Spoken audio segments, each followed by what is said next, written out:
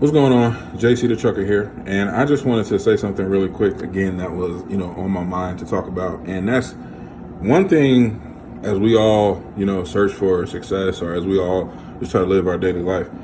A lot of people that I know, I talk to and that I listen to and things like that, they always say, I'm trying to figure out, how to define my definition of success, or how to define how I want to be successful.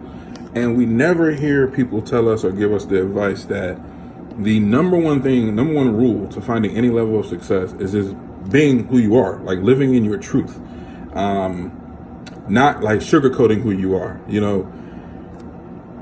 People judge other people based on what they want. You know what I'm saying? So if you're looking at somebody like, she's so skinny, or oh, he's so fit, or oh, he got this amount of money, you're judging on that person. And some people have called that being a hater, but you're judging that person because you want to achieve that. You just can't figure out how to do it. And the person that's doing it and living it, they figured out how to do it because they were just living in their truth. So something that I struggled with for so long is, trying to keep up with the Joneses, so to say. And you don't even have to do that. Like, you literally are living in a time where the president of the United States is who he is. Like, he says what he wants to say. He does not sugarcoat anything. And it got him in office, just being who he was. He had a base of people who felt that way for so long, felt like they didn't have a place to speak with their thoughts.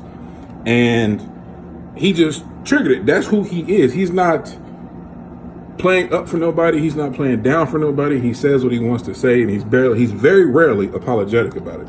So think about that. If you want to be successful, the first thing you have to do, that we have to do, is just be who we are.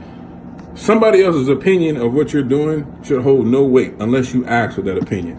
If somebody want to wear, white pants after a certain day in the year, they can do what they want to do. They didn't ask for your opinion. They don't care about your opinion. It's their life. If I want to raise my kids a certain way, if I want to look a certain way, feel a certain way, talk a certain way, post a certain way, it shouldn't matter to anybody really, because it's who I am. And I can't be true to anyone else unless I'm true to myself first. So think about that. The next time you are like, man, I want to be so successful. I got goals, I got dreams, I got admirations, but I can't figure out how to do them. First things first, take one foot, put it in front of the other, and be who you are. Living in your truth will also expose some flaws that you may have.